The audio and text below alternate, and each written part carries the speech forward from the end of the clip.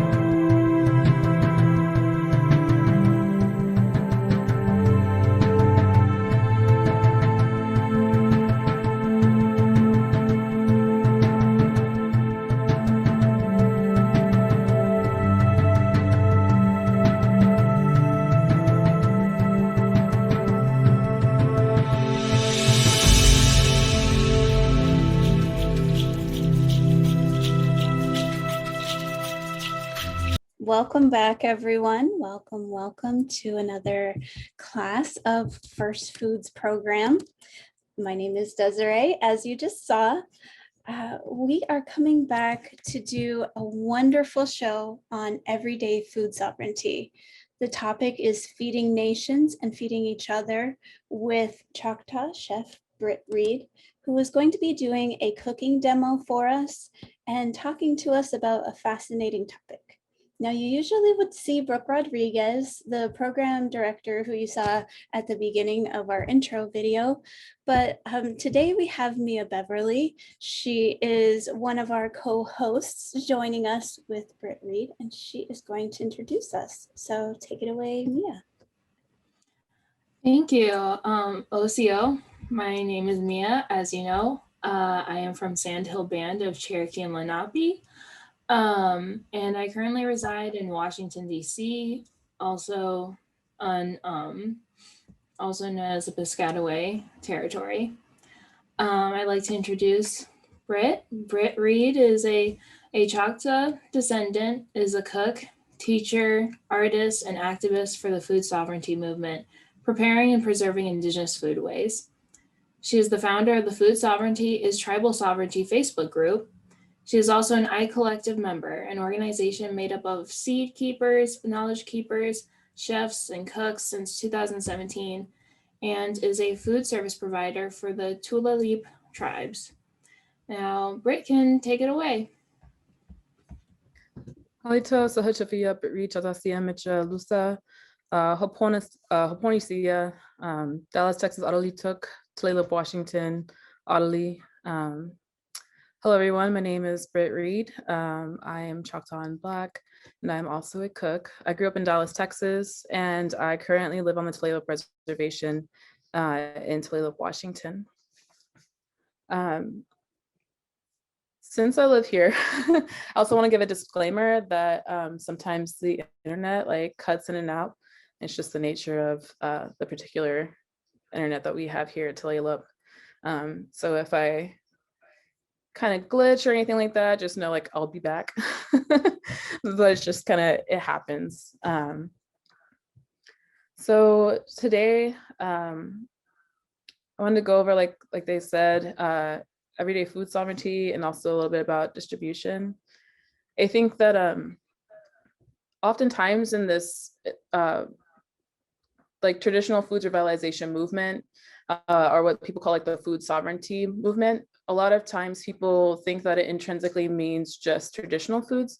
But when we talk about food sovereignty, what we're talking about is the inherent right of a community to be able to decide and control what their food source is. And so this doesn't necessarily mean that it's always just traditional foods, but that this also, at least for our tribal communities and our urban Indian communities, that it definitely does also include those traditional foods. And so I just wanted to kind of like lay that out there as we go into this discussion, and then also kind of define also what food insecurity means, because sometimes we also like confuse what those two things are. And food insecurity often means not having access to like healthy and fresh foods within like a 10-mile radius. And oftentimes people also refer that as like a food apartheid. So a little bit of what I'm talking about, we'll go into that a little bit. And my apologies in advance too, if it sounds like a little academic, but that's also my background as well. And so I think an important thing that when we talk about food sovereignty is that oftentimes though in this movement, a lot of times people have taken this in as like a individual matter. Like this is really happening with our communities, right? Like as communities, we should be able to have control of our food systems and be able to decide like what we want. And so that means that whether we're doing that as urban Indian communities, finding ways to make those foods available to everybody, or whether we're doing making policy in like tribal governments, like that's ways that we can make that more accessible, where it's not just like every person out for themselves or every family out for themselves to get traditional foods or get those access to it. Because I believe that everybody that's Native should have access to traditional foods. Those are our relatives. Those are, you know, agreements that we have had since time immemorial with these plant relatives, with these animal relatives, with like these, you know, like creatures of the ocean and lakes and rivers and stuff. And so we should be able to get access to those things and be able to engage in those things so that we can continue those responsibilities and relationships that we have.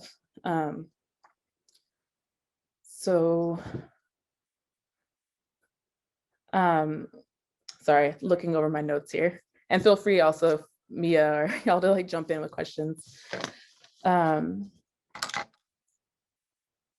think that like when I think about the food distribution, like we've always been a people who have tried to make these foods accessible. Right now, I know that there's people that are going back to the land. I think when we talk about land back, it's really important that we also talk about like, what does it mean to go back to the land? And it's been really inspiring to see since I think about 2015 is when it really began to like pick up, or at least be like really seen, that people are going back to understand like what are their seeds, how do they like keep them, how do they plant them and work with them.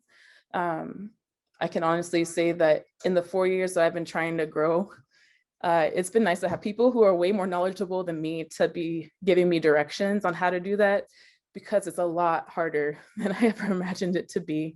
I've not yet had a successful corn crop, but I look forward to the day when I do. But I know that being able to have that network to talk to people who have a lot more experience and who have been keeping like care of like those seeds are an intrinsic way, like an important way that like I myself can get back to that place where as a Choctaw person, as a Choctaw Hoyo, that like I'm able to engage in that traditional relationship with growing those corns, growing with the beans and the squash, and to be able to carry on that tradition and making those foods available to not just like myself, not just to like my partner and his family who I live with, not just to the Tulalip community, but also to like the Choctaw people, the Choctaw Okla who live here in the Northwest as well, who definitely like would love to be able to get access to those foods, irregardless of the fact that they live far away from like Oklahoma or Mississippi or Louisiana. One of the things I think that's also been inspiring,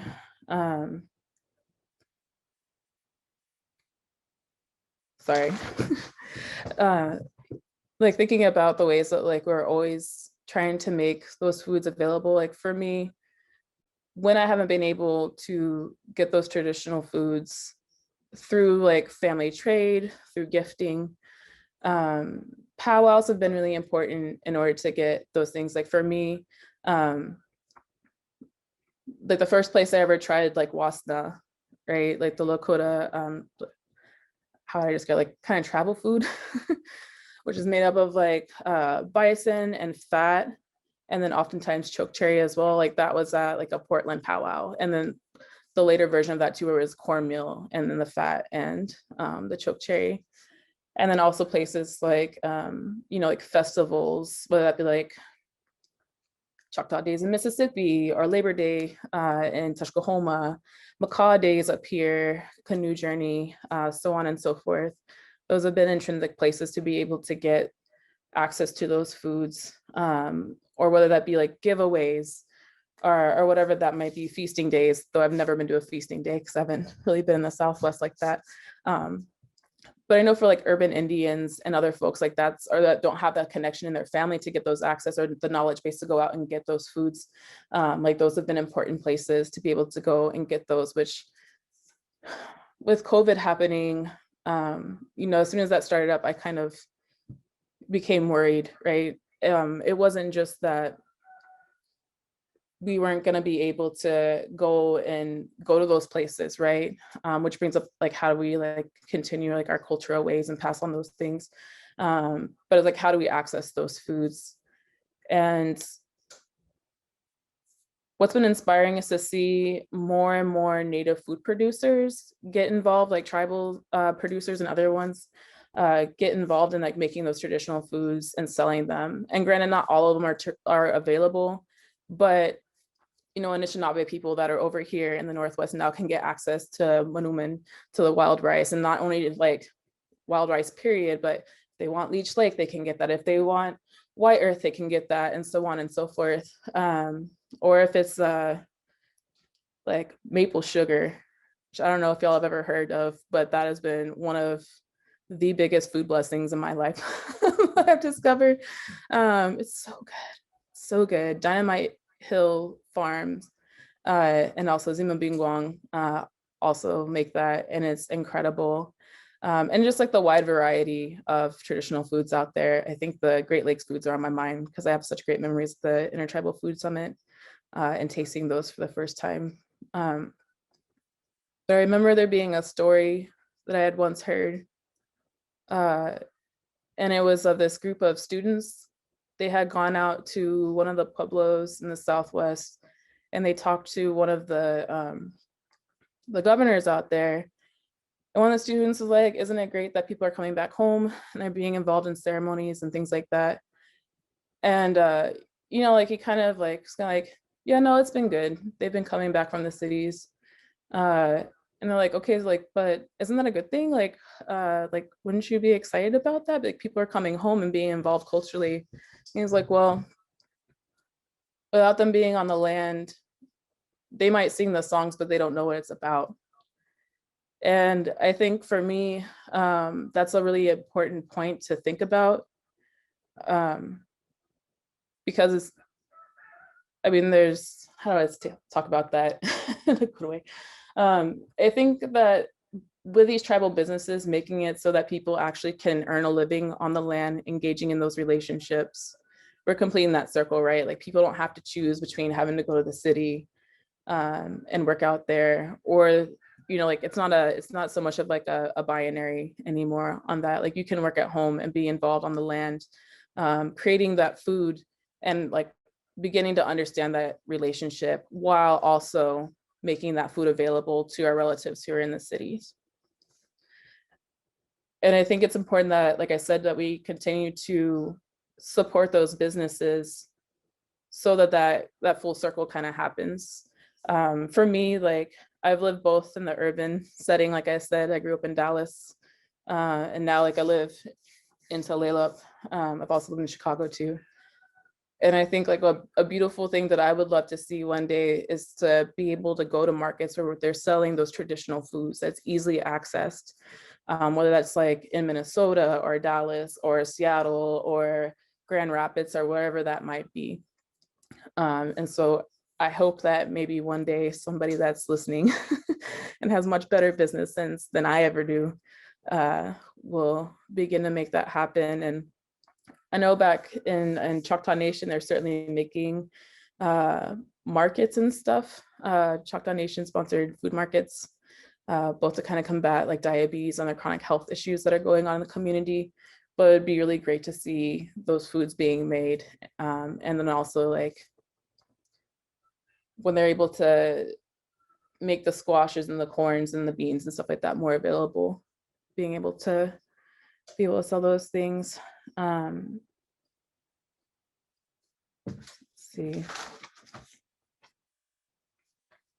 I had a whole bunch of notes. I think another really powerful thing that I've seen here in Tulalip, speaking from my own experience here, I work as the diabetes service provider for the Tulalip tribes.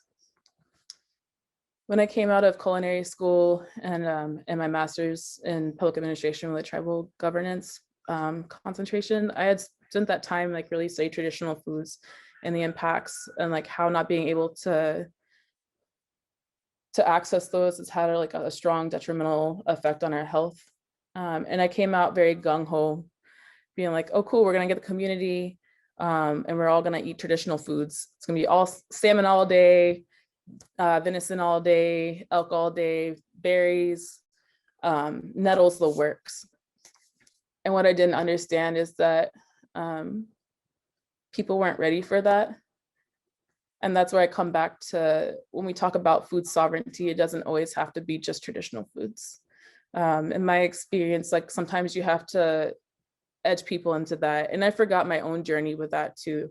You know, being adopted out, I didn't always be able to eat tanchi labona or banaha or walashki or like any of these things, wild onions and eggs or nothing. I too had that process of having to find my first recipe and be, in a sense, in a way, even though it sounds really corny, like kind of brave, and try out that initial tanchi labona recipe and go from it and not add more than just the salt that I was told to add into there, so I could really try and experience like what that dish was about.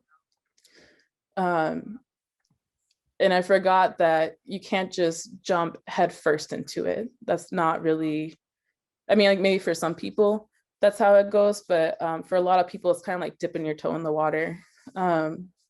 Even though like the elders I worked with and the community members that I worked with may have grown up here on the reservation, and like we're certainly used to like having like salmon and berries at gatherings and stuff, like maybe like salmon berries was a little bit too much, which is the first berry that we have here with the blossoms that are just coming out now. Or maybe fiddlehead ferns looks just a little bit too weird right now. or the nettles, they have like bad memories of running through them as kids and getting stung all over. So now maybe people want to stay away from the nettles. And so I think, and also they have like the history here too, where, you know, like a lot of other places, there's commodities, people get used to certain kinds of foods. In addition to that, like the border town here, like if you looked visibly native, like you might get denied service. And so not everybody might travel so far off the reservation for whatever reason. And so to try and reintroduce even just healthy foods is a part of that longer process, showing people how to cook different vegetables and how it can be actually taste good and not mushy and weird coming from a can. And then moving into like, okay, like let's go out and try maybe some of these other traditional foods that they may not be as accustomed to, or maybe looks a little bit weird or sounds a little bit weird, like salmon head soup. Like maybe they remember like their grandma like eating that, but salmon head soup sounds a little bit too weird. But I think in like taking these like smaller steps to bring those into their homes and into their families is one of those ways that gradually you can become, like your diet can be more and more traditional based. And with that also, like I said, goes out, like how do you go out and gather, like you can't get nettles in the store as much, or salmon berries, or there's a berry here, thimbleberry, where as soon as you take it off of the bush, essentially like you better eat it because it's done.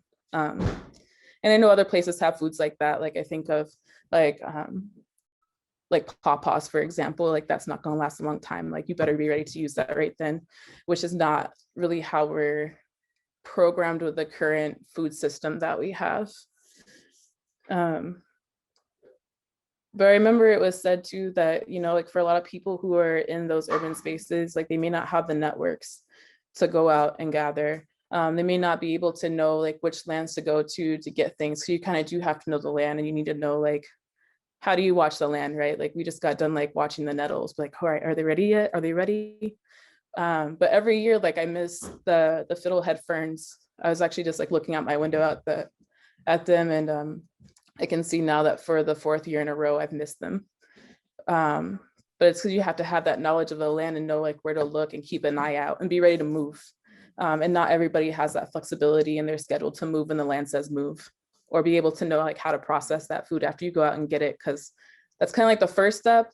I usually get really excited about going out and gather all the nettles, and then I really remember once I sit down and start you know, separating out the stems from the leaves, how much work that is. And then also the fact too that my hands are going to sting. So you have to be prepared for both that, the watching the land, knowing where to look, being ready to move when the land says move. You know, just the processing itself, knowing how to do it and what your game plan is on that and how you're going to save that is a whole thing. And then being ready to do that processing. Otherwise, you going out gathering is like kind of a waste of time. If you're going to let that stuff go to waste, and that's food that could have gone to you and your family, and then maybe also the community and elders. So it's kind of a responsibility in itself. And there's more things around gathering too that I think is, you know, different from plant to plant and from area to area. But I think that one of the things that isn't often talked about is that thankfully, fortunately and unfortunately, I think it's like 70%, 60 to 70% of most produce that are available in the grocery store, and certainly like in different cuisines, originate from the Americas. And so like, again, like making those baby steps, like maybe eating nettles wasn't my first deal. I remember getting really excited about traditional foods. And so I kind of learned like, okay, so like what are the foods that are traditional, but are in the grocery store? I'm like, okay, corn and beans and squash. Obviously, we've got Three Sisters. Maybe they sell bison every once in a while, like ground bison. Okay, I can do that. You know, like chilies, and using that as a pathway in. And I think that's like a really good thing to remember, because if you don't have those networks or those access, there's still ways for you to gauge and trying to like, quote unquote, indigenize your diet, or at least taking like those baby steps. And then like, I would say also like definitely go look. I have available, I think maybe Maya and them have it, maybe it's not brought up, or Brooke has it, but if you go to the iCollective Facebook page, pinned to the top is a list of native producers, food producers, and there's a ton of them there, and it's all sorted out by region. And so like maybe you've gotten to a place where you feel excited and comfortable of like trying to get some traditional foods, and want to go out and start trying to get those. And so you could go and order from there and then bring those into your home and start working with those. And I think that's like a really good way, again, to support those tribal businesses, to complete that circle, and also to start indigenizing your own diet in a way. Let's see. I can actually pull that up briefly if you would like me to. Oh yeah, go for it. Okay. I will say the South is a little lacking, and I say that with a little tear as somebody who has a tribe that comes from the South.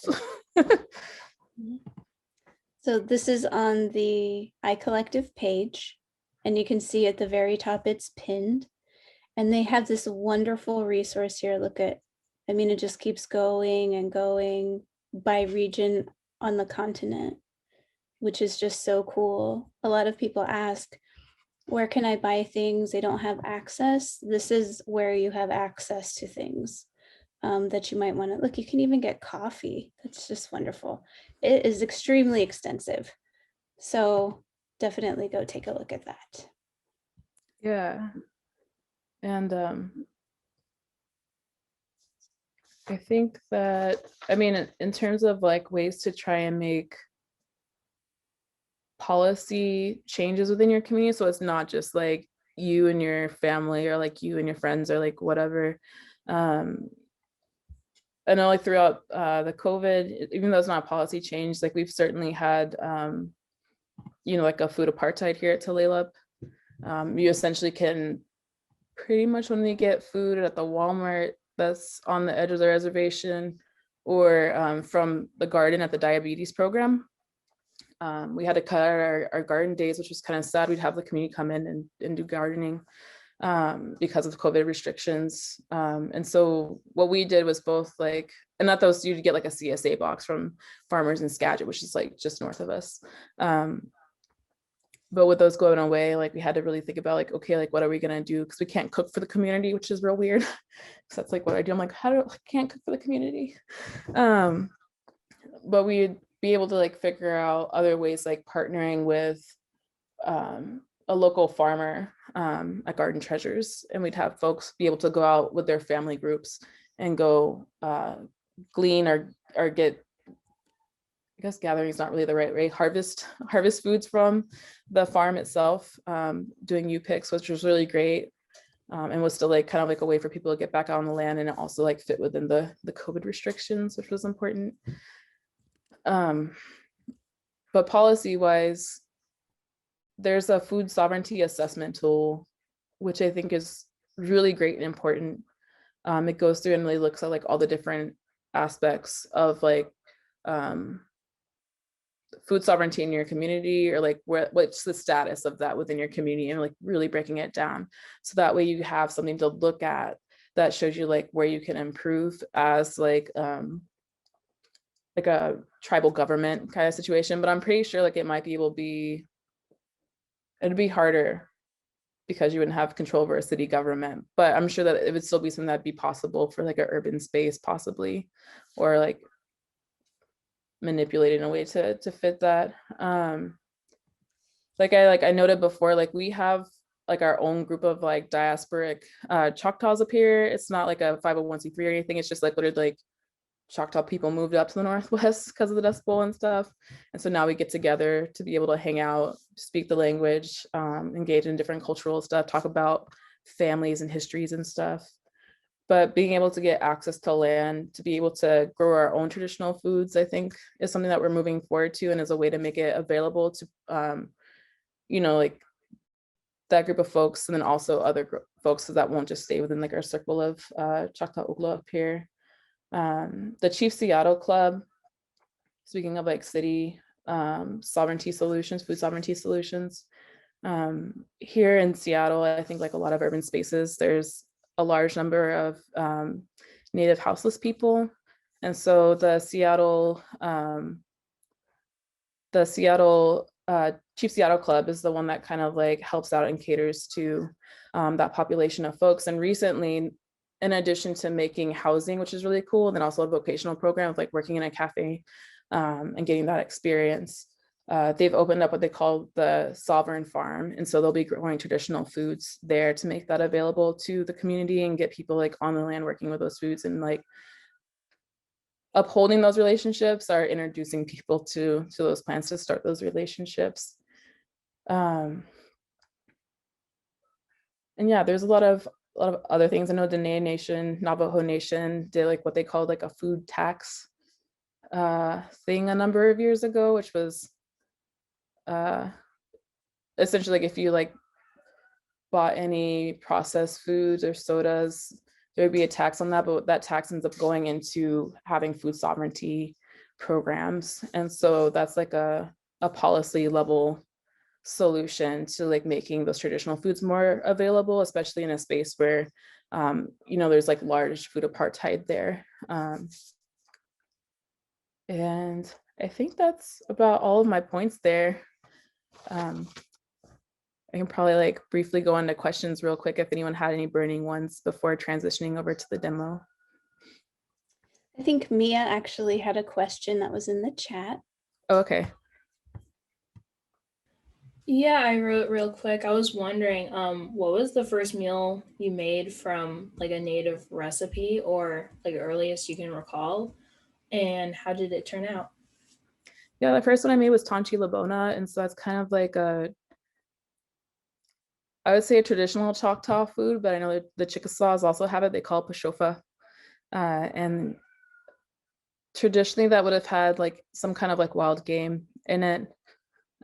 We have the unfortunate history in the Southeast of like the Spaniards leaving pigs in our areas, hence like the wild boar mascot or whatever for Arkansas or whatever.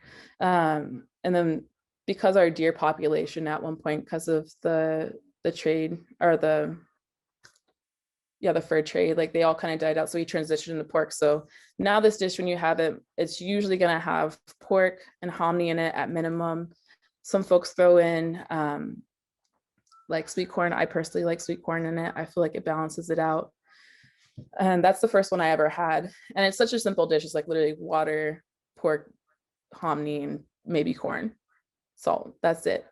And I kind of struggled because I was really used to just like throwing in a bunch of spices and stuff. I was like, this could really be dope with some garlic. And I was like, no, okay, I need to just do salt. I need to like chill out, just let it do its thing, see what happens. And what I found was that by just trusting, 1,000 years of people eating Tanchi Labona, can't go wrong. But just trusting that and giving it that time to cook, and then using that salt to kind of accent the flavor. I found like it had like this really beautiful, like all the flavors just came together like really beautiful to be like this wonderful, simple, like delicious dish. That's still probably one of my favorites actually. And I'm really thankful too, like I converted my partner's Coast Salish family to liking a Tanchi Labona. So they're getting into all that now.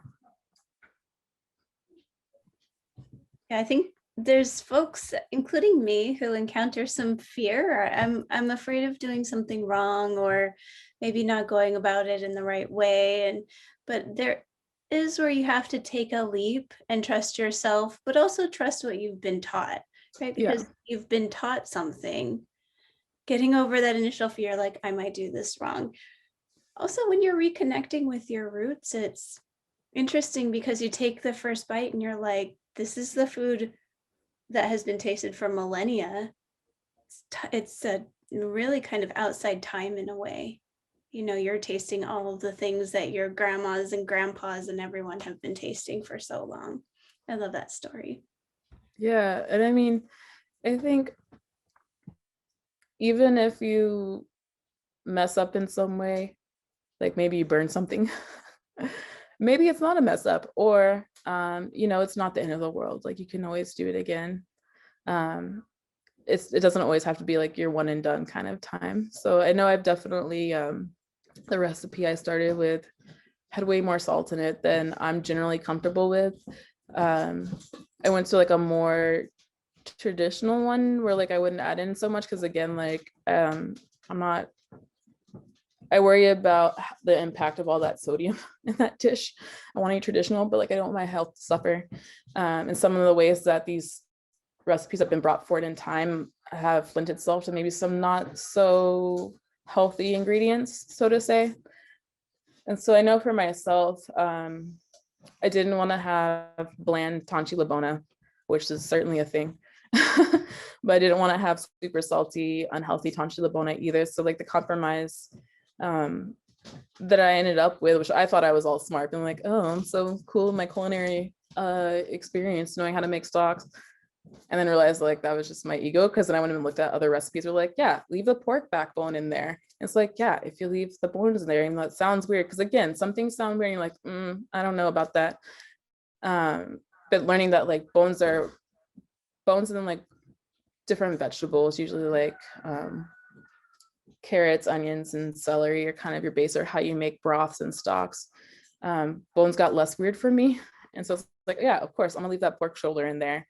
And lo and behold, like flavor was bomb, because you essentially made like a stock out of it, and like maybe pour like a corn cob in there. And they just took that out before eating, and it was so much better, so much more flavorful. And there's times I don't even have to add a grain of salt. And so sometimes, like you're saying, just like trusting what it says, trusting what you've been taught, even if it sounded weird, just like go with it. It's been time and tested, so it may not be as weird as you think. Yeah, we've really had a number of teachers who have talked about bones, bone broth for health. And I mean, bone broth has a ton of benefits for your health. Yeah, it's true. Mm-hmm. Well, so I have some slides for you. Would you like me to pull them up, or would you like more Q&A? Yeah, we can pull them up, and then probably as cooking, we could do the Q&A.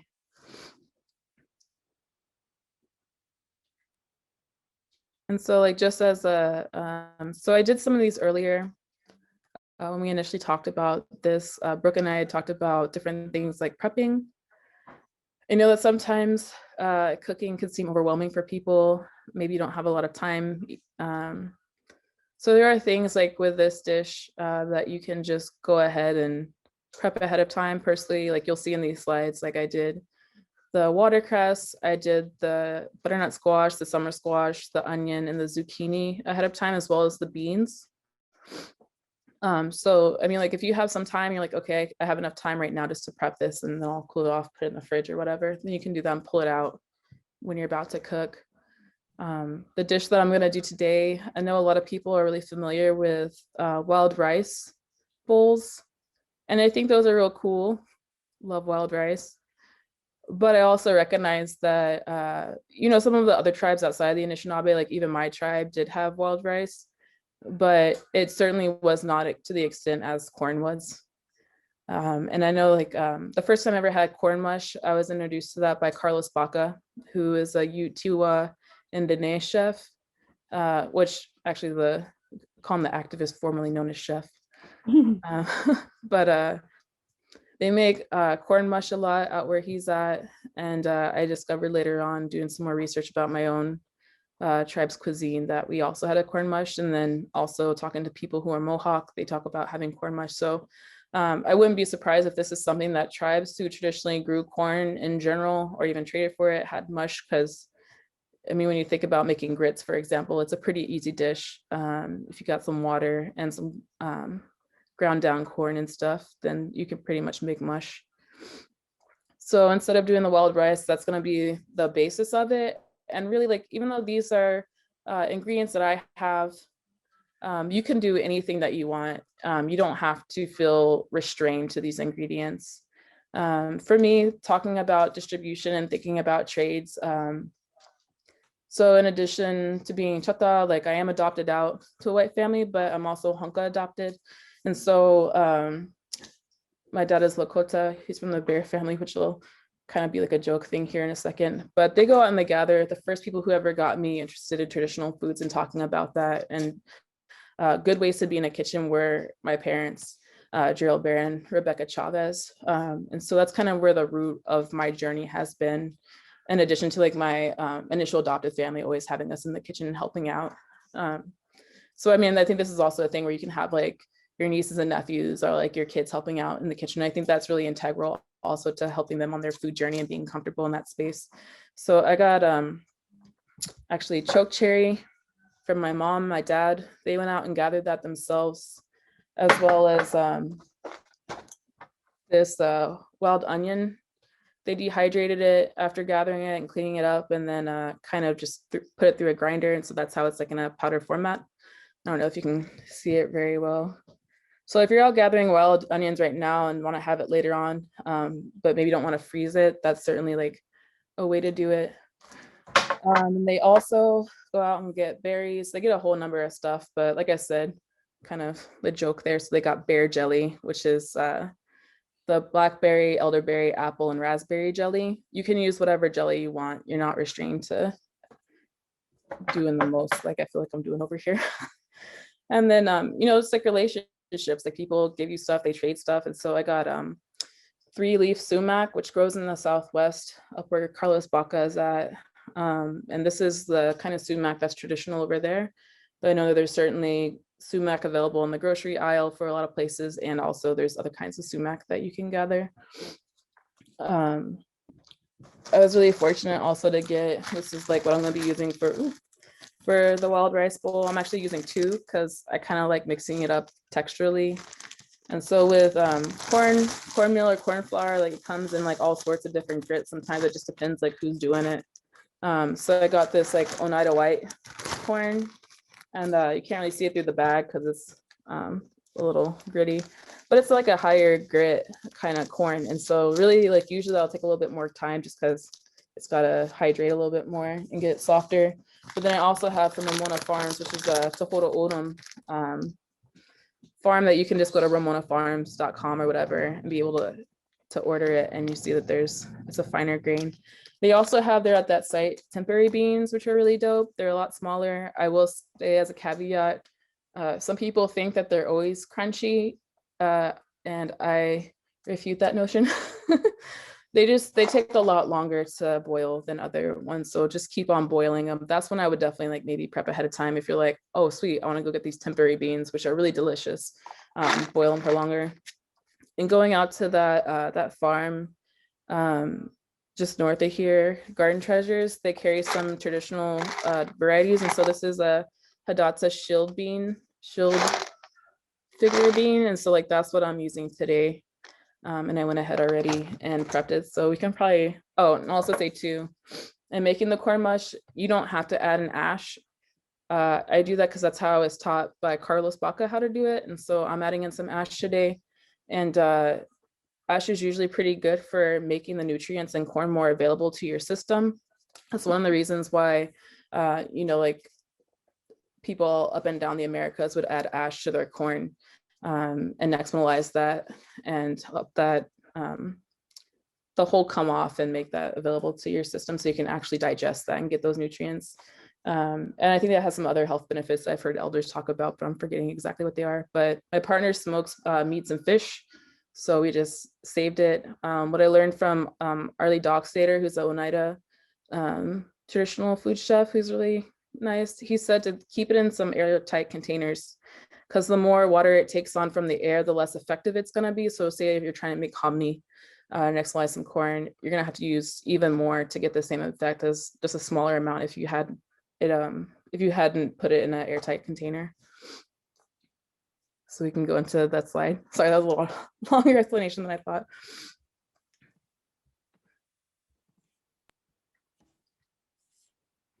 Okay, so is it this next slide here for food prep? Yeah. Mm-hmm.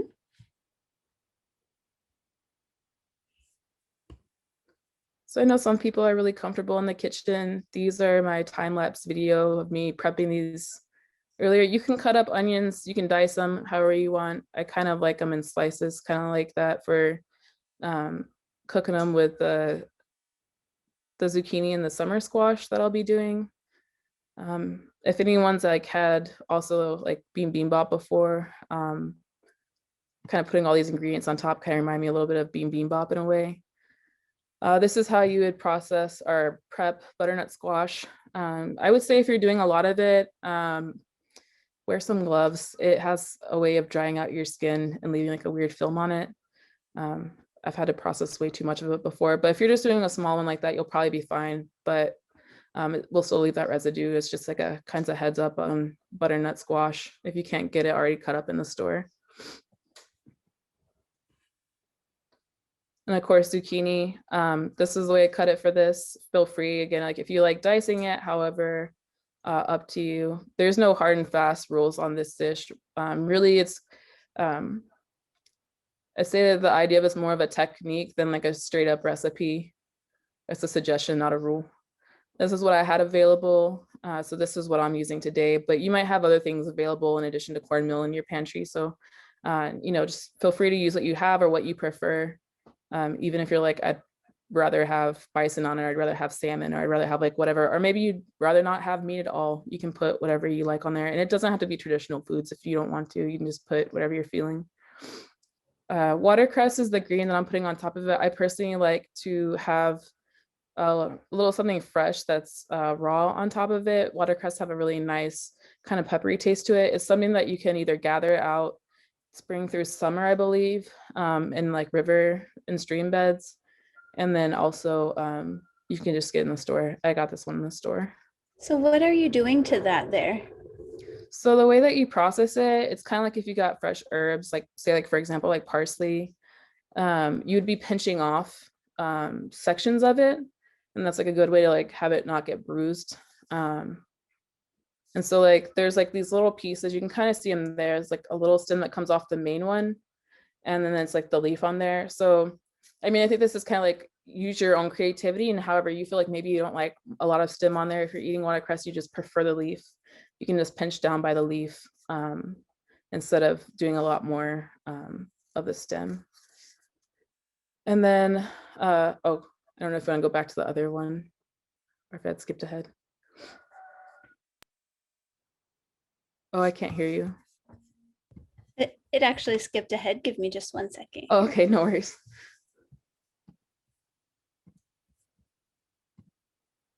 Okay, so we are actually right here. So then beans, I mean, so I chose to do, like I said, the dried beans. I kind of just did these. So these, if anybody has questions, I know some people are really familiar in the kitchen. Oh yeah, you can plate it if you'd like. Some people are really like comfortable in the kitchen. They can cut stuff up all day. They can boil stuff all day. Okay, this is a reduction. But these are like, I have them on my Instagram. So like, if you're like in 3 months from now, like, oh, I need a reference for how to cut that up, you can go on there under FF resources in my stories and look at all of these videos. So you can get like a quick refresh on how to do it. This is what they call a reduction, which is really just a fancy word of like evaporating broth, essentially. It took me 4 quarters of culinary school and a lot of stress to just learn how to evaporate broth. I don't know why it was a big secret, but this is what they'll charge you for a lot in restaurants. But with that one I had just had, the way that I prepared it was I added in. I'm sorry. Keep going ahead. There we go. So this one at the beginning, I put in a couple pinches of 3-leaf sumac, the choke cherry, and also wild onion powder. I also, like you'll see in here, I'll put in cedar, but because cedar is a medicine, I know some people are like, oh yeah, just go ahead and drink all the cedar and maple tea you want, but there are a lot of different varieties of cedar out there. Where I'm at with the red cedar, people warn not to have too much of it. And so for that reason, I put it in last, because I recognize that that's a strong medicine as well. It's good for your respiratory system, but I don't want to have it too much in there because, too much of a good thing isn't good. So yeah, I mean, like what you'll do with this is you'll just literally boil stock until it's halfway or 2/3 or even less reduced, like evaporating that water out of there. It condenses the flavor. And so also you don't want to add salt until later on, because otherwise that salt's going to be like way more strong than you anticipate it to be. But yeah, that's essentially a reduction, which is just a fancy word for boiling it. And so for the beans, like I said, some people are more comfortable with beans than otherwise. There were some other videos that went with it. Of course, and prepping it, you'll want to get your beans, put it in a sauce pot, put some water in, let it just sit for a couple hours or sit out overnight. And then the next day, go ahead and start boiling it. Depending on the beans, they might get softer and like edible faster than others. So I would say just kind of watch it. I take out for me like a bean at a time, maybe, and like press it together or put like, like chew it and see like how raw or not it is. But it's always good to watch it because I've certainly had the mishap of like walking away, getting caught up in a conversation. The next thing I know, the smoke alarm is going off. So that's just kind of my forewarning about that. But it's not too hard to prepare. And again, you can put these away for later if you're not trying to put all this together right now. Okay. I think that's the last one because some part of it you're going to explain. Yeah, and so the part I'm going to be doing live here is I'm going to be making the corn mush live. If you were to make this, you can use water if you want, that's fine. I'm using broth because that adds more of a savory flavor into it. And so, especially since I'm eating this for dinner and my family will be eating this for dinner tonight, like I like to have like that savory element to it as the base. So I'll be cooking that on the stove, so you'll see that. And I'll also be cooking the venison. I'll be adding in that reduction. It's ground venison. It's venison I got from my partner's brother-in-law who went out and hunted it. And then I'll also be, hold on, I'm trying to remember the last element. Oh, I'm gonna be like just like sauteing up the zucchini and the summer squash and the onions. You'll probably see me let it like try and brown up a little bit. When you allow for onions in particular to brown, you're kind of starting to caramelize that, and the onions go from being like really intense and spicy kind of to being like pretty sweet. And so it's kind of like a nice element because much like life, when you're cooking, it's ideal to like try and strike a balance, right? Like you've got your 5 flavors: salty, bitter, sour, sweet, and then what people call umami, which is kind of like this like savory flavor that you get a lot from like say like Parmesan, or even like to be straight up MSG, which is naturally occurring. So just to give you like an idea of like what umami might taste like. So that's kind of one way to like to troubleshoot when you're cooking. If like something's too salty, go ahead and add something sweet in there, like add something that's bitter, or any one of those combinations. And so that's kind of a little bit of the idea of like trying to strike a little bit of balance. And that's why I'm adding in the jelly as well, even though it seems like kind of a weird thing. It kind of helps to get all of those going together, and kind of with these different ingredients, you'll have different textures too, which makes it more enjoyable. When you're trying to balance things, you want to balance out, like if it's too, there's a lot of soft things going on, add something crunchy, and that will make it more enjoyable and interesting than just like, I don't know, just all crunchy or all just soft. So yeah, so I'm going to transition over there. I don't know if you want to like take some more questions or talk amongst yourself or give anyone like a bathroom break. Sure. Well, I'll read a comment from Carlene Daniels just in the comments while you go over to the other one. Okay, and also let me know if it echoes, since Okay. you might have both of these on at the same time. Sure. The comment for the folks who are on Facebook says, it's exciting to learn of the seafood such as clams, crab, octopus, lobster, halibut, salmon, etc., as indigenous sovereign foods from the coasts. I'm from the Canadian Sask Prairies, Nakota Nahia. Learning of these foods has been incredible. To me, these have always seemed out of reach or top shelf for rich people. It's powerful to realize how vast the continent is. Gosh, don't I understand that? My ancestors ate the bougiest food. It's like wood smoked salmon and chia hazelnut pudding with all of these just fancy foods. So I certainly understand what you mean. So let me go and get Brit. Let's see how she's set up. Mia, do you have that same experience with your folks where you're like, geez, this is a really like fancy meal, but then it's your traditional foods. Actually, like neither of my parents really like cook a lot of traditional foods. Like I think like I'm the first one in my family to like try to make them on my own. I mean, so they're more like I don't know. And I'm also like trying really simple stuff like Three Sister soup, so it's never really like that bougie, but they're like really surprised at like, oh, this is like really good, and like you only use like like ingredients, so it's more me impressing them. But I had a wonderful meal at this place called Makamham, which is these two, I think they're Ohlone relatives who they opened up a pop-up restaurant in Oakland in the back of a bookstore. And, prior to the pandemic, it was really nice to just go and see like what a full meal would look like if made totally indigenous. Because I do the same thing as you, right? I figure out like the smaller ways to integrate things into my diet or that sort of thing. So we're all on a path. yeah, some of us like definitely like I'm definitely taking that path slower and just like baby steps, we'll see. But it's a constant process. Yeah, well, it looks like we've got Brit is on for cooking, but we got to get her mic set up. So it's going to be just one more minute. Thanks everyone for your patience.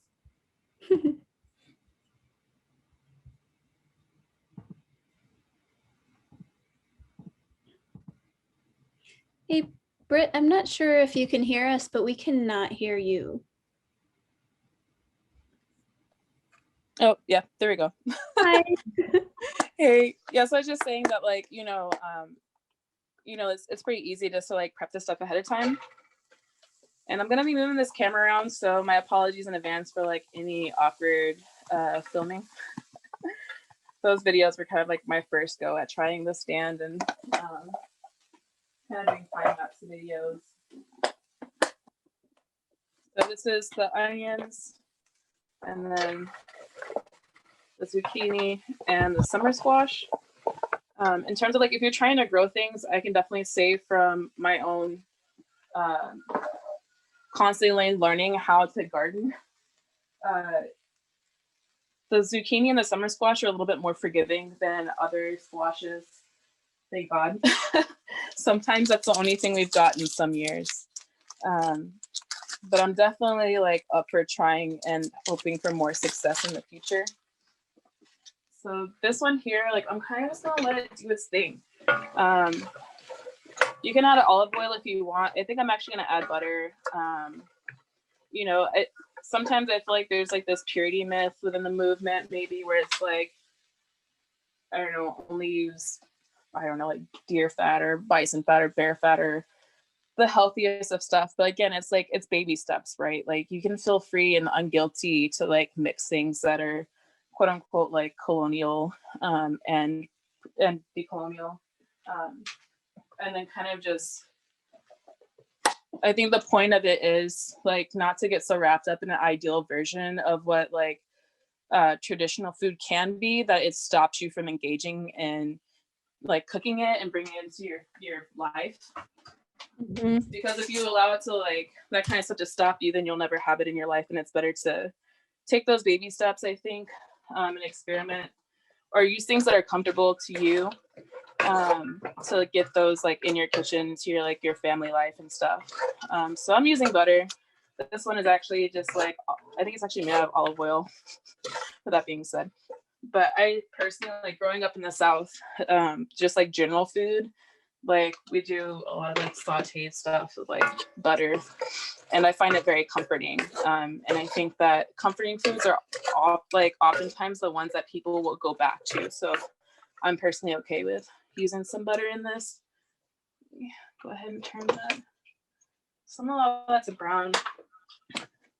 And then, gosh, I'm gonna readjust this camera here.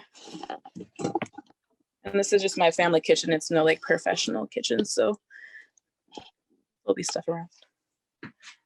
So I'm gonna get this venison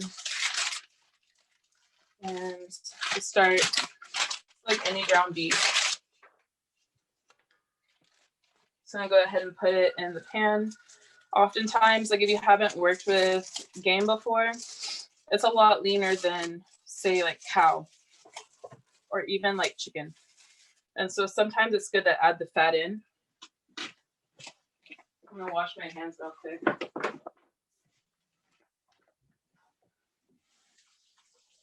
But when you add that fat in, it'll add the moisture. And so don't be afraid to do that. But you know, everything in moderation, I suppose. Mm-hmm. I appreciate that you're saying, use the things available to you. I've seen where I've needed duck fat for recipes, and I'm like, where would I even get duck fat or deer fat? Then I went on, I'm trying to find it and it's coming from far away. And I'm like, I'm pretty sure this isn't what. So I didn't make it. I didn't make the dish. So I'm glad to hear that you're just like, go with what you have accessible. The process of decolonization is a lifelong thing. Yeah. Oh, Carlene is saying, I bought a young duck from Costco. Wow, I did not know that Costco had duck at all. Awesome. Yeah, and you find a lot like in say like French cooking, like weirdly enough, like not only do they have like nettles involved in it, which like I was really shook to find out, but they do a lot of stuff with duck. Like duck confit, for example, is literally just like one of their like preservation processes for preserving a duck in the fat. So if you go to like a French market or something like that, that might be like one place. And of course, it might be like more of an urban setting. That might be one place to find some of that duck fat if you need it. What I'm also gonna do too, let me put this up here. I'm kind of doing 4 things actually. I've got my oven set at 400. I'm gonna go ahead and take the butternut squash that I prepared. I'm just gonna put it out on my baking sheet and just kind of like spread it out. And then I'm actually gonna take that olive oil and then just kind of coat it with that and like maybe some salt a little bit. So just to help it kind of brown up. Ooh, sorry, that's a new bottle. So used to the cap being off.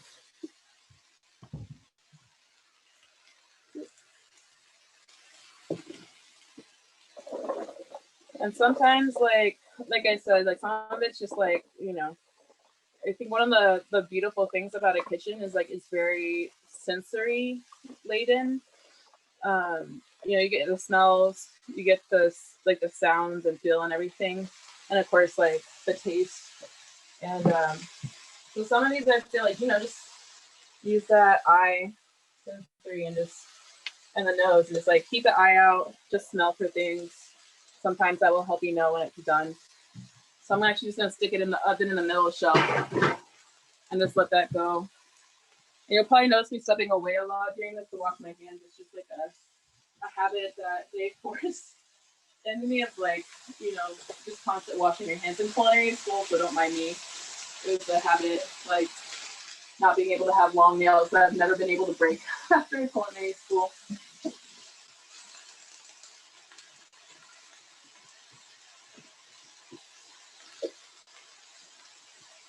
So then I know for one of the more valuable things that I learned while in school was a little bit of like time management when cooking. So like if you've got some stuff going on, I personally had the experience before where as I was like going into that more intense learning, like I had a little like anxiety around trying to figure out timing of things, which went against what my mom taught me, which is, like much like beading, so also be beadwork. If you have like any negative thoughts or emotions, like step away. One of the things like she would say, like I love your dad, so like if I was mad at him and it's time to cook, I'm gonna go ahead and just like step away because I love him, and like if I'm putting that bad energy in there, like I'm essentially making poison. And if I love him, like why would I feed him poison? So that was kind of something I really struggled with because I had that teaching, but that's not the way the industry goes. So I know like for me, like I've thankfully gotten better at time management. So sometimes it's good to have that game plan, and that's kind of how like I navigated that. And so while these are cooking and doing this thing, and then also like the squash is doing this thing in the oven, I'm gonna go ahead and start up the corn mush, which is gonna happen back here. And I'll kind of show y'all, bring it closer to the camera, bring the camera closer to y'all as I do it. Or actually, that's just gonna do its thing. So we can move this over here. So I'm gonna take the beef stock. I'm using beef because it kind of complements deer or elk being dark meats, but you can totally make your own stock if you want. Again, stocks are pretty easy to do. Like you would just take, you don't even have to have any of what they call mirepoix, which is the onion, the carrot, and the celery. You can just take the straight up bones if you want. I've totally done that for cantaloupe. I just done the pork bones. Like if you have some bones from some of those animals for whatever you're cooking, and like make the stock, throw it in some water, and then bring it to a simmer. The way that my instructor had kind of described like what you want for the bubbles for a stock, if you're gonna make that, is that you want the bubbles to be essentially like champagne size, so like very small bubbles, because if the stock boils, it's gonna get cloudy. So like you can kind of see like, ooh, that's gonna burn off a little bit of stuff from before. But if it boils, it's gonna get cloudy. So a good way to kind of keep it clear, like how you see like in these stocks from the stores, just to have that small bubbles going on. So I'm gonna let that come to boil. You said it makes it foggy. It makes it foggy if you boil it.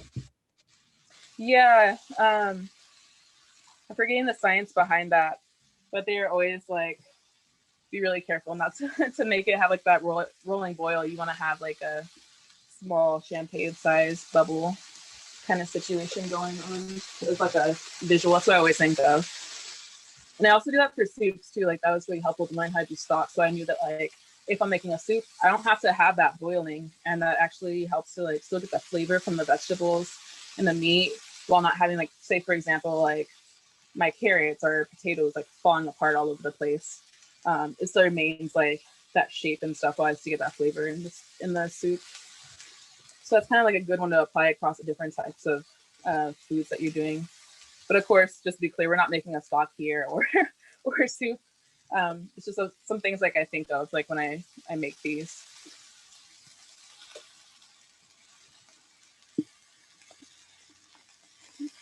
And I'm gonna grab the pen real quick. Be ready.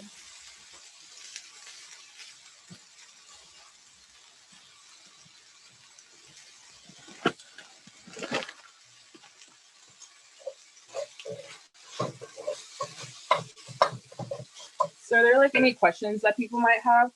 Because it's kind of just gonna do its thing for a while. Sure. Actually, we had someone who had a question earlier named Lori. Lori, I'm going to go and ask if you would come ask your questions while we talk with Brit.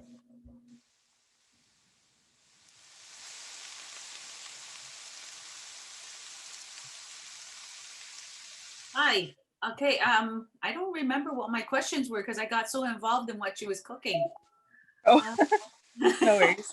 It took me right away to some other place.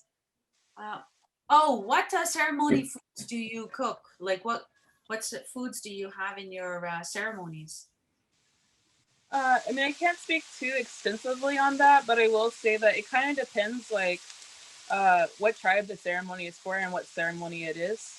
So I mean, like, for example, like salmon is real big here, and seafood because we're here on the coast, here in Coast Salish country, and like Tulalip specifically. So, I mean, that's kind of like foods that we eat like every day here. But those might be some of those. I mean, obviously, like for some others, like yeah, it's gonna depend. I mean, I've had elders too talk about how they just had like, you know, just straight up soup a lot, like nothing like real fancy, you know, no pureed soups or nothing like that, for like say some that are like more plains.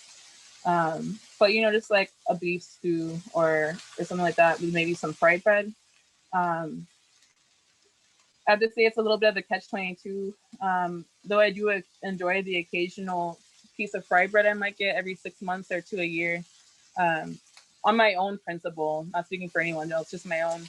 I don't make it just because I kind of see that, like, well, I honor that it's been a survival food and something that's got our people through like really tough times. I also recognize that it's not a food that's necessarily helping us health-wise anymore. And so for me, unless we got like snowed in here, which we totally did once, being here on the north side of the res rather than the south side here, you know, like that was one time I made it. But so for those occasions, like usually if fry bread's being made, somebody else makes it. So also as the catch-22, like if I do make fry bread, mine sucks. Straight up, it sucks. So there's the catch-22. But you know, they do talk about having like those, just a simple soup and some fry bread.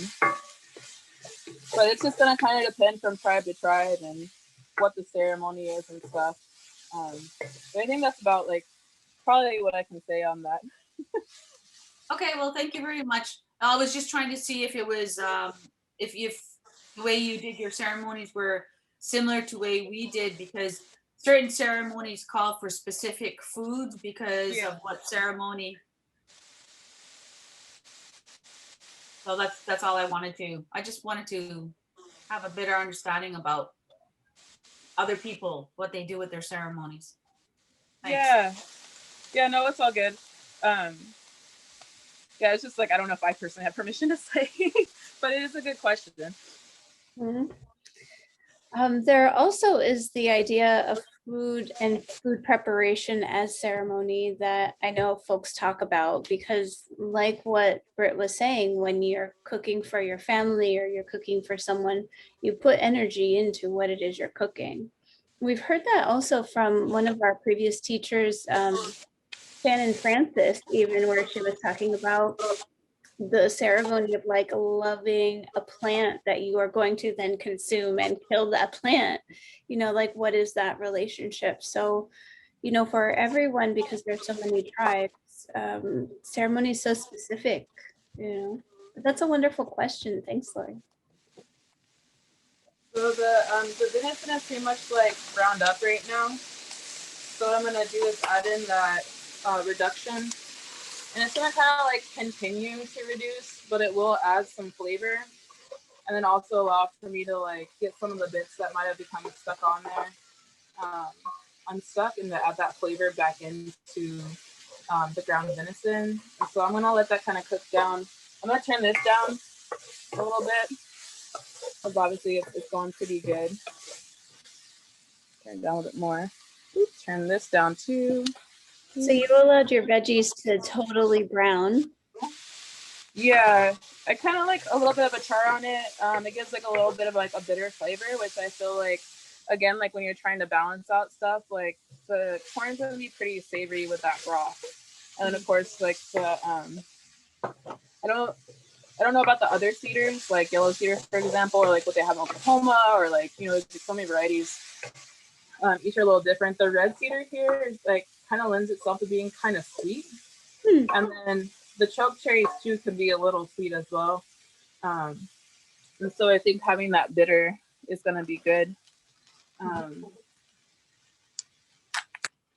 Could you angle your camera just a little bit more towards so we can see? It looks like you're stirring venison, huh?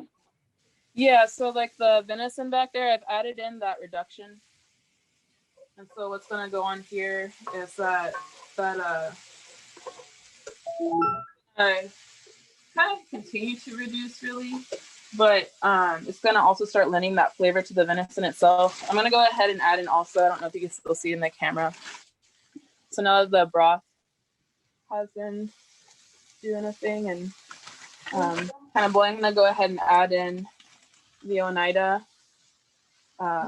white corn. And then I'll be adding in also the Tohoto Odom cornmeal. And then like one thing I'll say, like, yeah, y'all are totally right about, you know, like it's, I think they'd be a little bit different, and depending like what it is, will change like what it is, and also like what the season is too, right? You know, things that grow on the land, like I said, like you're on the land's time, you're not on your own time. And so, you know, different things come at different times. But just like the way that the seasons work and the plants work, like maybe some things are like more edible at one time. I actually have a quick, I think it froze. Wait.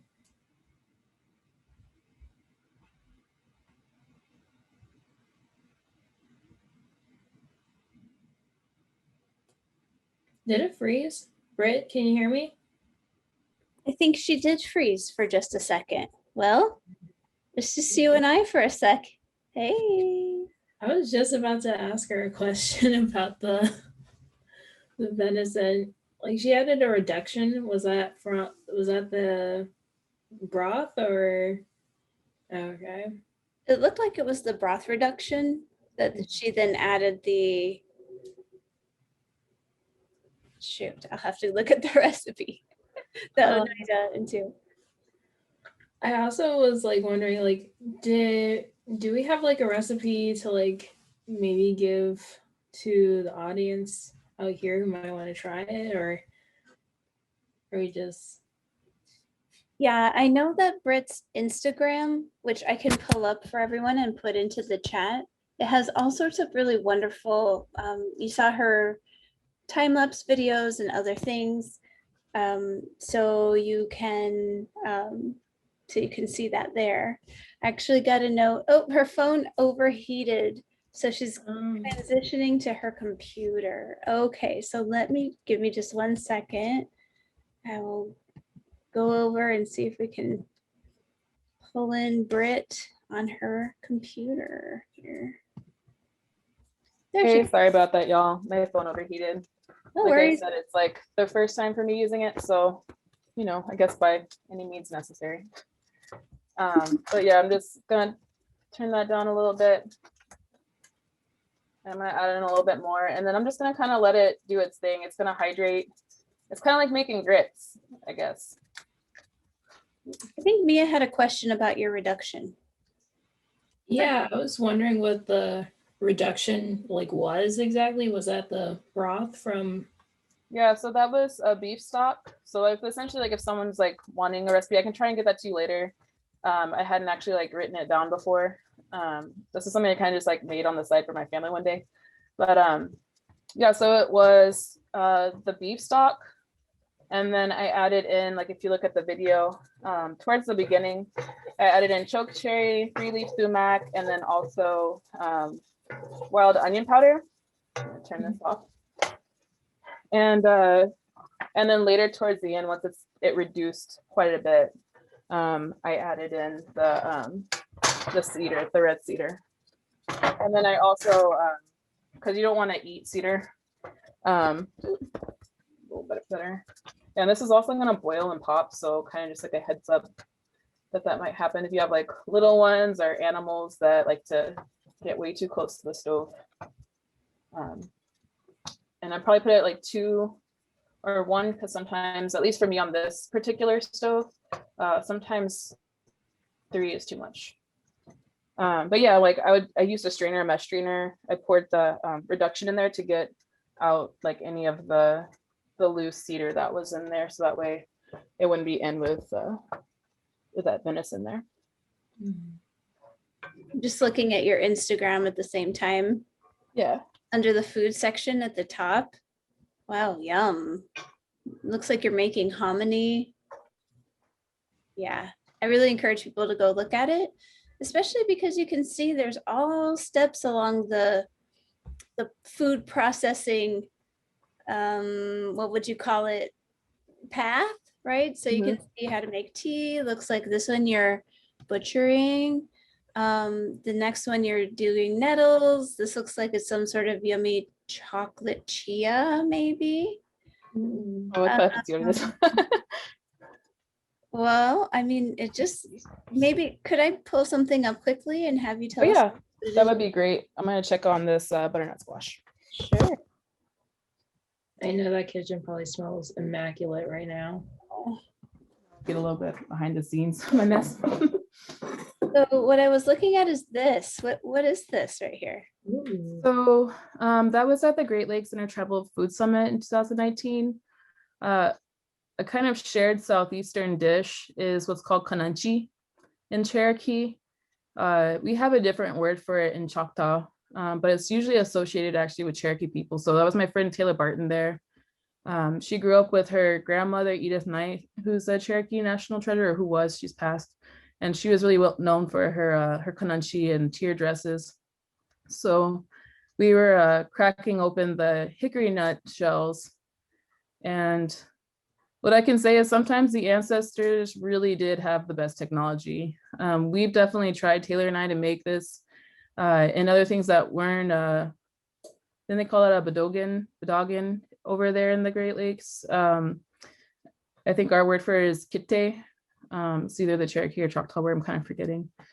But even though the hickory nuts, like it took quite a bit of work to get them open with the kite or the bedogan. When we tried to use a different kind of mortar and pestle, it was either near impossible to break them, or, you know, like in that one, you might be able to get 5 hickory nuts in. In the other mortar and pestle, we might be able to get 1, and then it would still take forever, or it wouldn't actually break at all. Folks have tried to break open the hickory nuts in blenders, and it's broken blenders before. So using the bedogan or a kite was actually like the best technology, I think, that was created for that particular kind of food processing. Yeah, you can see one of the hickory nuts falling out there. So I really want to get me one. Yeah. This looks like a wonderful gathering that you went to. What was it called? The Intertribal Food Gathering? Yeah, the Great Lakes Intertribal Food Gathering. They actually have a digital one coming up. I think if you look at the Native American Food Association, they should be able to have a poster somewhere of it. And I think they might still be taking entries. You'd have to look for like folks who want to present. So I know like I might have gone to culinary school and, you know, and sometimes do like pop-ups and stuff with the I Collective, but I know my parents can run circles around me butchering and cooking traditional foods and gathering and just, I know there's a lot of aunties and uncles and grandmothers and grandfathers out there that can run circles around us. Folks that might have a title of chef. So, you know, definitely if you're interested in presenting, I would definitely go check it out. It's a really great gathering, especially when COVID restrictions aren't together. It's probably my favorite one because it's 95% all out on the land, which is really great. I'm gonna check on this butternut squash here. Let's stir this. One thing I'll add to the question that Lori said is, you know, like I think in cooking for the community in different capacities, one of the beautiful things that like I thought about is the fact that, and mostly also too, from like whenever they have those Facebook posts saying like describe your job in the simplest terms, and like it's kind of meant to be kind of weird. And I was like, I take the parts of animals and plants and I put heat to it and feed it to people. But we really are taking like you know, the bodies of plants and animals, hopefully taken in a good way, but you know, either way, and like making them in such a way as to help life go on. And I think that's a really beautiful way to think about cooking and the relationship in that circle, and like how we continue as a people and interact. So it's like, it's not so, it's not just about life, there is death there and sacrifice too. And I think acknowledging that duality of cooking and eating is a really beautiful thing. Though I feel like it also feels like a big responsibility. Mm-hmm. So you can kind of see that this cornmeal here is starting to definitely hydrate some more and thicken up. So you can kind of continue letting that go. The butternut squash is pretty much cooked, but I kind of want it to ideally have a little bit more like browning on it. So I'm letting it go a little bit longer. But you know, like the corn mush is nothing to like be scared of or anything. It's literally just taking a liquid and then putting the cornmeal into it. You don't have to have any kind of fancy cornmeal. You don't have to have, you know, bow and arrow cornmeal or something from like the Tohoto O'odham or Oneida. I just really like it because there was a time pre-contact in which, you know, there was like well over 8,000 to 9,000 varieties of corn.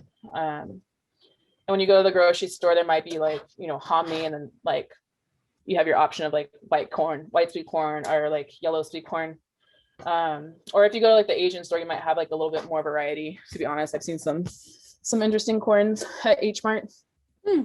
But I think what's really nice about these native food producers is, you know, like, again, they're growing their traditional corn. There's some like the Pawnee, for example, whose different kinds of corn almost became extinct because, you know, moving to Oklahoma, moving off of the lands in what's become Nebraska, the corn just didn't like it, from what I'm told, from the story that's told about it. And once it started, like the seeds went back there and started to grow, the corn came back. And so there's a lot of corn and plants that might have been near to the brink of extinction, or, you know, like put in the back of someone's storage unit and now coming back. And these corns oftentimes have, same with like the beans and the squash, they often have like a higher nutritional density than, say, that sweet corn that you're going to get in a can in the aisle. But with that being said, like if that's what you have access to, go for it, because, you know, it's still good to get your vegetables and stuff and your starches. And again, that's like a step towards the path of being able to get to a place where, you know, you can eventually get access to those foods, especially like it's a lot easier if it's already incorporated into your diet, I would say, rather than like kind of try and like invent the wheel, so to say. Yeah, so you can see here with the venison, though there is quite a bit of reduction in there, it's cooked down some more. So now those flavors are in there, and it's going to be like even more intense flavor. So I think that's going to be pretty nice with everything. Because the thing I think to remember with starches in particular, I feel like they kind of just like suck up flavor, to be honest. I like that these, like the corn, it had, because of the way it was processed, like a nuttier flavor, which is really delicious. But you know, like sometimes you have to add a little bit more salt or like whatever to it, which is again like why I use the broth instead of just water, so I can get a little bit more flavor out of that. But that's just something to think about, like whenever you're working with starches in general, is they're going to kind of suck up a lot more flavor. We had Deb from the Pawnee Seed Preservation Project as one of our teachers last season. So if anyone wants to go see about Pawnee corn, she did a really wonderful like show and tell garden tour. Oh, it was just so fun. And also to see how she keeps her corn. Like, speaking of national treasure, that lady. Definitely. I'm so excited about her work. And I've her niece Hillel Echo Hawk, who's a member of our collective, she'll go, or pre-COVID, go down to Pawnee and cook for the community, and then like bring back some of that corn. And you can actually, if you go to the Pawnee Seed Preservation Project Facebook, message them directly and then say like, hey, I would like to have a bag of your Pawnee blue corn meal. They'll send it to you. I think it's like $15 or $20 per pound. But it's really beautiful corn. It's so delicious. I love using it for like, if you made like the corn mush, Hillel's definitely made corn mush out of it. I've made corn mush out of it. I made banaha with it. And so it's like really nice, this beautiful blue kind of purpley color, especially if you start adding ash to it, which I actually didn't add ash to it. So you don't have to add ash to your mush. But there's always an option if you'd like. But yeah, it's a beautiful corn, and I feel so blessed to be able to get access to something that, you know, has that kind of story and that history. And every time that I've come across Deb talking about that, or Rowan White, who's a Mohawk seed keeper that does great work, I always cry because I just think it's such a beautiful story. Yeah, and there was additionally, we had James Calabasas, who was talking about ancestral seed storage systems and food storage systems last season. And just seeing the long-term commitment to, that's like some food sovereignty initiatives that span the length of humanity, you know, developed over literally like thousands and thousands of years. That's a really true and deep love for your people when you're thinking about how to preserve seeds for 100 years or even beyond that. Yeah, it's so true.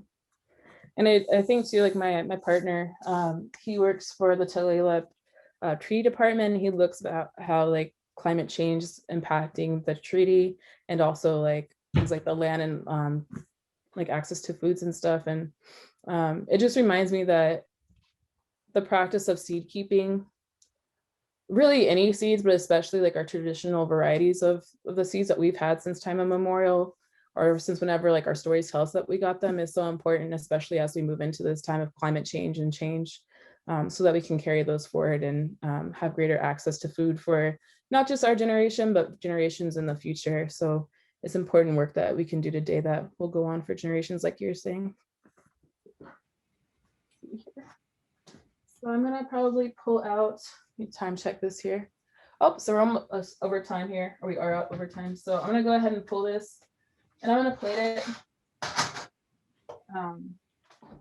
I think one of the things, so we had a pop-up in New York City years ago in 2017, which was kind of like my introduction to this, like, you know, fancy culinary, traditional food scene. And being in culinary school, you know, I went in thinking that that was gonna be like easy peasy because I just got done my master's. Let me tell you, it was the most stressful thing I've ever done. And to be with some people who like I had like such respect for, like Nathalie Duran and Carlos Baca, and Brian Yazzie, and even Hillel had gone ahead of me in culinary school and kind of blazed the way. So I wouldn't have as much trouble like speaking up about native foods. You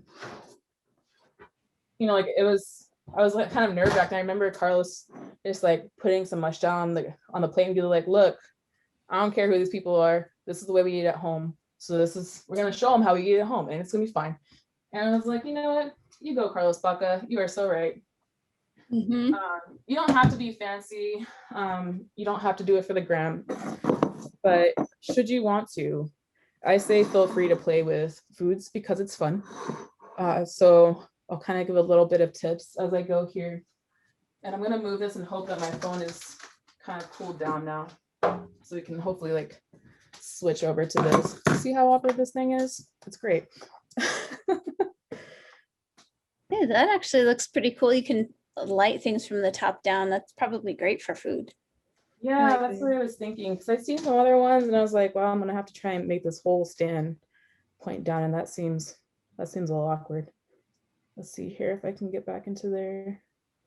You know, I wonder if while you were in culinary school, you experienced where it's the same thing we kind of started out class talking about, right? Like trusting what you were taught and not letting your mind think like, I need to change this to make it better. Yeah. So it's fine how it is. And even in culinary schools, it doesn't need to be fusion. It doesn't need to be anything. It can be just how it is. And I really love to hear that reinforced from chefs who are just like, our foods are fine. Yeah, I mean, really wonderful. So I remember having that discussion at that food summit there in that area where that fire is at. I talked about like for trying to launch this. I talked to Arlie, like they made us do like, you know, like when you're in school, they make you do like a big project to showcase you've learned all your skills. And I wanted to do a menu that was featuring Choctaw traditional foods, but also showcase traditional foods from here because I'm a guest here on this land. And in addition to that, my partner and his mother had like a highly instrumental role in not only just like making sure that like I didn't quit because I was like struggling with anxiety, but also like financially helping me get through that. So I wanted to honor them as well as you know, the nations here that I'm a guest on. And so I did this final dish. We have a dish called Walashki. Some people call it grape dumplings. I'm gonna have to just point this down. I hope it works. But typically people describe that as grape dumplings. It really translates into dessert dumpling. And I also strongly believe, like, even if you find a traditional recipe and they say, like, for example, you have to use wild grapes or possum grapes, I believe the ancestors, like, one, like the access to food all year was not like we have it here. You know, like if you wanted to eat, if you had a craving for something, I'm pretty sure like the ancestors would not have been against, like, you know, throwing some blackberry juice in there, or like if it was persimmon seeds, and even though it's kind of like a thicker type of fruit, or even pawpaw, like they would have just found like some sort of sweet thing anyway to like throw in there, you know, to be able to make that dish. Like I don't feel like it has to be so just like only grape dumplings, only grapes. So also you can see here I put the cornmeal on the bottom, corn mush on the bottom. As a side note, you can totally have this for breakfast, just plain like this. I guess Carlos is like, this is the way like we ate it, it's fine. But so I mean, like again, like feel free to play. Like don't feel so, like I feel like we have a tendency these days as people to like constantly try and recreate the past, and that's not a bad thing. But to a degree, I think there's a level of like idealism that we throw in, and it may not be that way. Like for example, like I'm doing another project, like cooking's cool. I have like a lot of other interests as well though. So like for example, there's another project I'm working on that deals specifically with the history of Choctaws in the Southeast to try and revitalize a certain thing, like which I can't yet say too much about because of politics. But you know, like found out in the course of that, you know, even though like a lot of people like to think that like our tribes have been around for like these thousands and thousands of years, just as Choctaw people, that's not really the reality of the history. The history is like we come from mound building people, and that when we were at Moundville, like that fell around 1300. And then we had these like 300 years of just kind of wandering. And then eventually around 1600 came together as the Choctaw Confederacy. So, I mean, realistically, that means that like at this point, we've been a Choctaw people for about 400 years, which means that we just have like 100 years over from being Moundville. So there's not this idealized past where we are only Choctaw people and we only did Choctaw things. You know, like there's a broader history there. And so I think that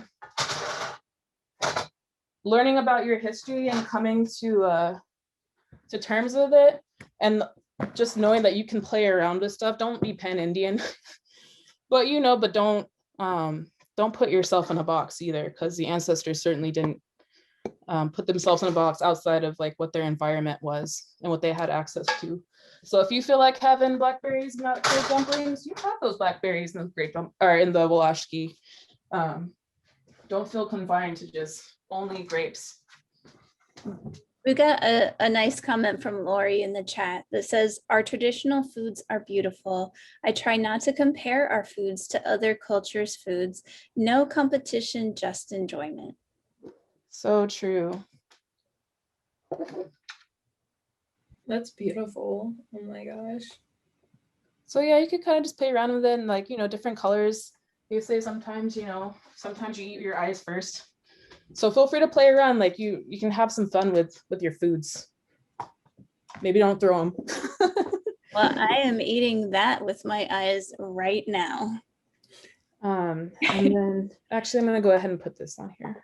We also had a question from the Facebook community asking if you could replace venison with something else like buffalo, but I feel maybe you already answered this.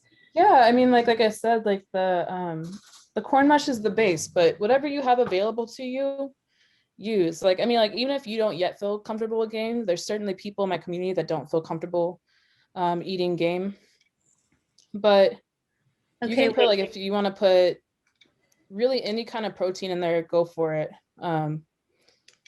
You're putting jelly on meat right now? Yeah, like really on all of it. If I put it on a plate, I'd try and be a little fancier, but that's all good. So, and one thing I'll also say too, like if you want to have fun with salad, one thing they taught us in culinary school is like put a little bit at a time on there, like so colors will make it more visually interesting. And then also adding like different textures. So like, you know, like you got like these kind of circular shapes here, you have these like squarish shapes, these like oval shapes of the bean, and then of course like the venison there. And then like now there's like these kind of shapes going on top. And usually like if you add a little bit at a time, it's going to add some height, which is going to add some like visual interesting elements to it, and that might make it more appeasing to you to eat that dish. Or maybe like, you know, like your partner, maybe they're like, I don't know about greens. or whatever like the hang up might be. Like, yeah, just feel free to play with it. Feel free to like play with colors and shapes and height and textures. And yeah, and that'll help make the meal more fun, which will help you to keep going back to it, which I really feel like is the name of the game. Like you want to be able to not feel too overstressed or overbearing or daunted. And we want to be able to bring these into our lives and into our kitchens and into our families. And what I'll say too, like one thing we tell the folks in the diabetes program too is, even if you don't like something, they say that like if you interact with it 17 times, whether that be like tasting it or smelling it or just seeing it or just being around it, you have a higher chance of eventually liking those foods. So even if upon first or even fifth impression of something, feel free to just keep trying, and maybe eventually you'll start to like it. With that being said, there's still some things that what they tell us is I haven't quite yet developed the palate for yet. Still having a little bit of a hard time with mutton, but maybe one day I will like mutton. But yeah, that's my demo. Yeah, well, I just want to tell you thank you. And I wonder if we could see you and open up the thing for last comments from you. I'll close this out. And it's dinner time, I know, in a lot of places. So we're ready to go after watching that. Yeah, okay, everyone, for joining us. Thank you for being patient with me and being compassionate as well as I made my way through this class. And like I said, like I really want to help people bring these things into their lives and their kitchen, their family, and their community. So I definitely understand if maybe there was like way things were cut or something that like you want a refresher on and see like how that was done. So you know, feel free to hit up my Instagram, check that out. I can certainly like maybe the next time, if that's like too fast, try maybe make a little video when it's going slower the next time I work with whatever produce or anything that was. So I hope that was helpful. Yeah, thank you so much. Thank you for joining us. Thank you to the class who continues to come out week over week, and to Ibex Puppetry, who we are partnered with alongside Green Feather Foundation, Grinding Stone Collective, and Her Many Voices Foundation. So go check out iCollective. Their Facebook is wonderful. And I wanted to take just one more second to do a very quick screen share. We have a really cool, I think, giveaway coming up. For folks who don't know, we do a giveaway at the end of every month, which in our panels, we bring back all of the people who have spoken that month, and then we have an in-depth conversation about philosophy and can we get land back this way? What's food sovereignty? What is decolonization? So many things. Part of that is we do giveaways. This one that's coming up for this month is actually, we have 2 of these Helio premium solar light power banks. So when you go out camping, any kind of thing like that, you can plug your cell phone into it. Only, you know, you're supposed to be enjoying technology or enjoying the outdoors. So just take pictures with it, but you can charge your cell phone. It's got USB. I've got one of these in my car, but it's solar, so it charges itself. You just leave it out and it'll charge. These were brought to us by Trees Water people who have been a really long and generous just supporter of First Foods. They gifted us these. They're from Helio, who focus on making light situations for kids to study with. And so in order to not use things like kerosene or other things that would be harmful to the young people's lungs, they make these really cool, sustainable, clean, and safe lights. I mean, these things are bright as heck. So we're going to be giving away 2 of those in 2 weeks from now. So we got class next week, same time, same channel, Zoom, and we'll be giving these away. So thank you so much to Brit. Thanks, Mia. Thanks, everybody. Catch you next time. Thank you for your questions, too. Mhm. Peace, Kay. Bye.